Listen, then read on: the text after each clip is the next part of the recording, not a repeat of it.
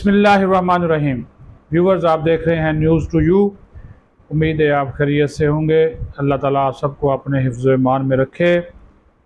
नवाज शरीफ की वापसी और फिर इस्तकबाल, और अब एक और नई थ्योरी आ गई है कि आया इंतखाबात होंगे या नहीं होंगे, उसके ऊपर भी बहुत कुछ जो है वो कहा जा रहा है।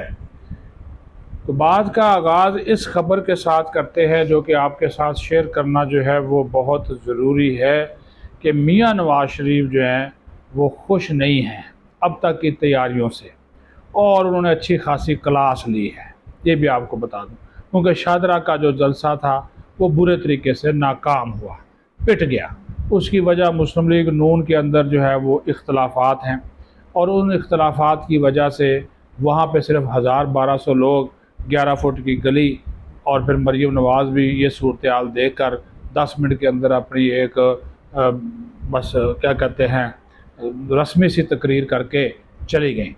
और उन्होंने जाके अब्बा जी को शिकायत लगाई कि अब्बा जी देखो जनाब, ना हमजा शहबाज ने मेरा साथ दिया है, ना जो नून लीग की लाहौर की क़यादत है वो मेरे साथ है, तो लोग तो नहीं निकले। अगर ये सूरत हाल रही तो आपके जो इस्तकबाल के हवाले से जो हम तैयारियाँ कर रहे हैं उसको अच्छा खासा जो है वो दचका लगेगा। तो ये मियाँ मरीम नवाज़ साहबा ने जो है वो शिकायत की। तो फिर बड़े मियाँ साहब ने फौरी तौर पे जनाब वो मीटिंग कॉल कर दी।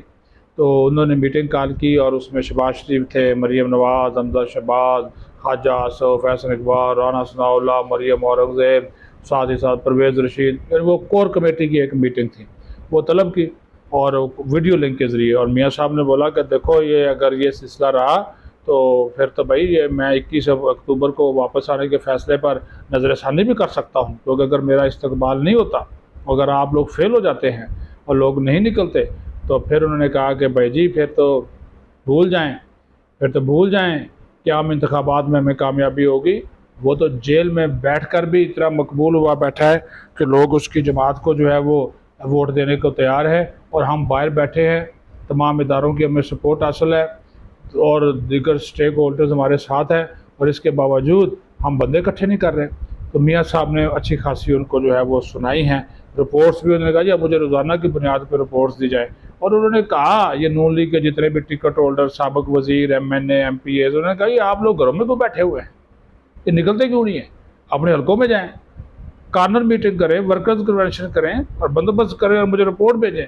और उसके बाद एक और जो फैसला हुआ, उन्होंने कहा कि ये जो आपने बंदे लेकर आ रहे हैं ना, ये बसों में लेकर आएँ, और ये लीडर्स जो है ना, MPA, टिकट होल्डर्स, MPA, साबिक MNA, उन्होंने बसों में खुद साथ आए ताकि ये बंदे वापस ना चले जाएँ।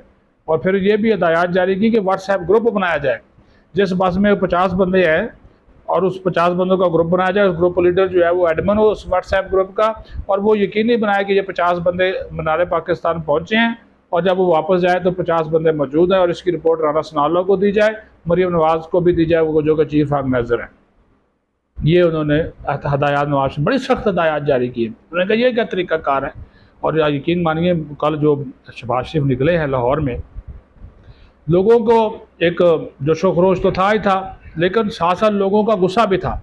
वो हम पूरी वीडियोज़ आपको नहीं दिखा सकते क्योंकि उसमें गालम गलोच है। तो कुछ लोगों ने अपने जज्बात का इजहार गालियों से भी किया है कि शहबाज शरीफ को निकालो गाड़ी से बाहर, ये बड़ा आ गया है, तो महंगाई में मार दिया।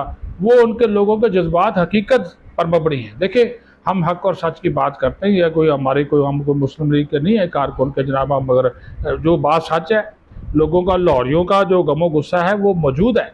उन्होंने शहबाज शरीफ को कल खुली खुली सुनाई है, लेकिन शहबाज शरीफ ने इसके बावजूद हिम्मत की है कि वो अपने हल्के में निकला है, उसने कार्नर मीटिंग की है, वहाँ पे वो गया है और लोगों के साथ उसने इंट्रैक्शन किया है, और बाकी वो जगहों पे जाएगा। तो नवाज शरीफ ने सबसे बोला है, और उसने ये टारगेट दिया है कि सिर्फ 5 लाख बंदा मुझे लाहौर से चाहिए, और हर बस ने कहा कि ये जितने भी टिकट होल्डर्स हैं ये जाएँ। हमजा शहबाज को उन्होंने अच्छा खासा फिर खींचा है अलग से, उससे टेलीफोन में गुफ्तगू की। उन्होंने कहा कि हमजा साहब आप मेरे भतीजे हैं, लेकिन आप पार्टी के एक अहम रहनुमा हैं, तो आप मरियम बीबी के साथ मामला सीधे करें और इन मामला को आगे लेकर बढ़ें। ये ना आप क्या, ये आपकी 2 मस्जिद जो है वो अलग से है और मरियम बीबी की अलग से है, उनको तना ना छोड़े। तो उन्होंने कहा नहीं ताया जी अब आपको शिकायत का मौका नहीं मिलेगा, मैं खुद मैदान में निकल आया हूँ। तो हमजा शहबाज ने भी फिर कुछ कार्नर मीटिंग्स जो है वो की हैं, लेकिन अभी तक की जो इन्फॉर्मेशन है, जो इत्तलात है, उसके मुताबिक उस तरह का क्राउड जो है नून लीग वो निकालने में कामयाब नहीं हुई। जिस तरह का क्राउड निकलना चाहिए था या जिस तरह की ये तौक़्क़ात का जो इज़हार कर रहे थे कि इतने लोग आएंगे या इतने लोग नहीं आएंगे, उस हवाले से उनको इसमें हमें अभी तक कामयाबी हासिल होती हुई जो है वो नज़र नहीं आती। अब आते हैं एक और पहलू की तरफ, और वो बड़ा ज़रूरी है, वो भी पाकिस्तान के जो हालात हैं उससे वो जुड़ा हुआ है। देखिए, अभी तो खान साहब ने, वो जो इमरान खान साहब हैं, उन्होंने एक दरख्वास्त दे दी कि मेरे बच्चों के साथ मुलाकात कराई जाए वीडियो लिंक के ज़रिए, और फिर वो वकला भी कह रहे हैं जी, उन्होंने भी दरख्वास्त दे दी है कि खान साहब की सालगिरह मनानी है तो हमें खान साहब के साथ सालगिरह मनाने का मौका दिया जाए। खान साहब का वज़न कम है, कल भी मैंने बात की थी, उनके लिए जिम शिम की बात जो है वो की जा रही है।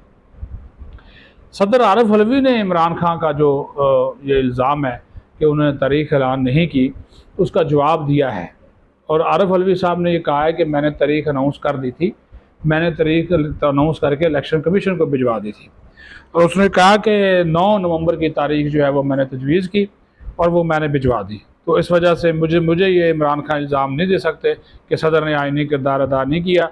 मैंने आइन के मुताबिक अपना किरदार अदा किया और इलेक्शन कमीशन को तारीख़ जो है वो तजवीज़ कर दी।